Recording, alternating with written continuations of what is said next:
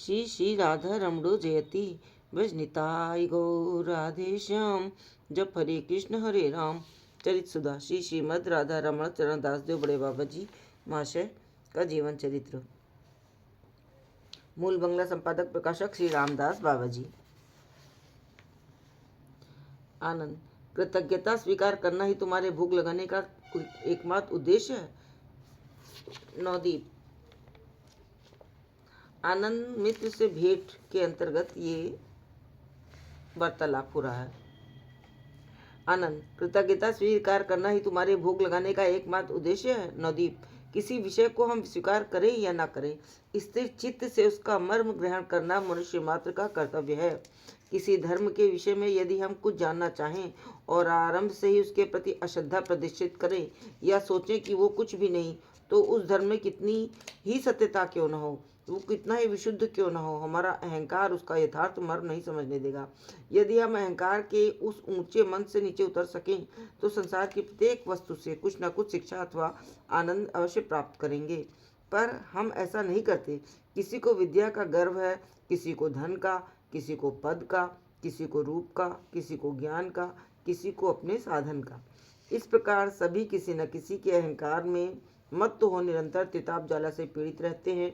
तभी कहता हूँ भाई, तुम वैष्णव धर्म का पालन करो या न करो, पर शुद्ध चित्त से अर्थात अवज्ञा अहंकार को छोड़ सरल हृदय से उसका यथार्थ मर्म समझने को चेष्टा करो।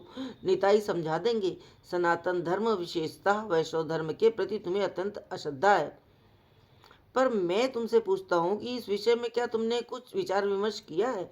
क्या शास्त्र आदि पढ़े हैं? पैसा कमाने के लिए जिस तरह तुमने कानून आदि का अध्ययन किया है, उस तरह क्या वैष्णव शास्त्रों का मंथन किया है? ये ठीक है कि तुमने खूब पढ़ा लिखा, पर वो सब बेकार है, क्योंकि विजातीय प्रभावों से प्रभावित पंडितों के संकीर्ण विचारों का अध्ययन कर तुम अपने हृदय को शून्य किए बैठे हो और सर्व मंगलमय सार्वभौमिक धर्म के प्रति आस्थाहीन होकर आचार विचार आहार व्यवहार में विकट भाव धारण कर निरंतर आत्मसुख की लालसा में घूम रहे हो। आनंद। बात तो ठीक है। अच्छा, मैं यथासाध्य सरल अंतःकरण से तुम्हारी बातें समझने की चेष्टा करूंगा। भगवान को भोग लगाने का यथार्थ उद्देश्य क्या है, स्पष्ट रूप से बताओ। नवदीप। और किसी कारण में विश्वास करोगे? आनंद। विश्वास योग्य होगा तो क्यों न करूंगा। नवदीप। किसके विश्वास योग्य? आनंद। मेरे। तुम कौन हो? मैं मनुष्य हूँ। ठीक सोच कर कहो। सोचना समझना क्या, मनुष्य तो और नहीं तो और कौन हूँ? नवदीप। मनुष्य तो हो, पर मनुष्य कहने से तुम क्या समझते हो? मैं पूछता हूँ, अर्थात मनुष्य के लक्षण क्या है? आनंद। भाई, इन सब बातों के विषय में तो मैंने कभी नहीं सोचा। अच्छा, तुम बताओ। नवदीप। तुम इतने पढ़े लिखे व्यक्ति हो, वकालत करते हो, रोज कितनी कानून की बातों में बड़े बड़े जज मजिस्ट्रेटों के चक्कर में डाल देते हो और सामान्य मनुष्य का लक्षण बताने में इतना सोच विचार। हमारे शास्त्र कहते हैं कि मनुष्य का शरीर 24 तत्वों से बना है। वे तत्व हैं 5 कर्मेंद्रियां, 5 ज्ञानेन्द्रियां, पंचभूत, पंचमात्रा, मन, बुद्धि, अहंकार और महत। और ना ये बात है ना? आनंद। थोड़ा और स्पष्ट करो। नवदीप। 5 कर्मेंद्रियां हैं, वाक, पाणी, पैर, पायु और उपस्थ।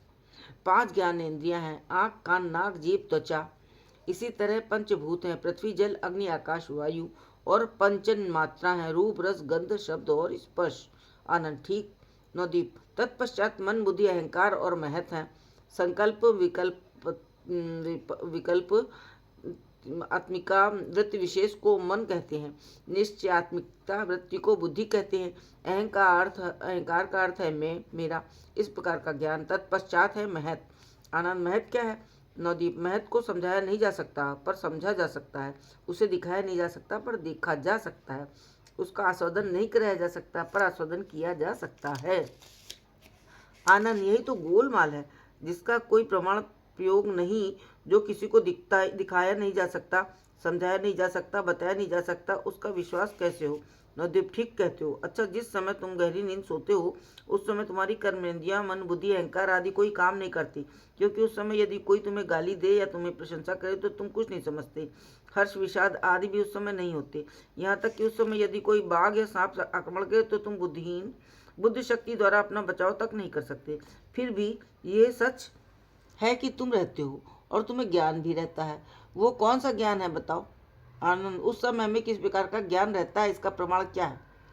नवदीप, यदि तुम्हें ज्ञान नहीं रहता तो नींद टूटने पर नींद के समय की सुख की याद कैसे रहती है? तुम कहते हो भाई आज बड़े आराम से सोया, होश में ही नहीं रहा।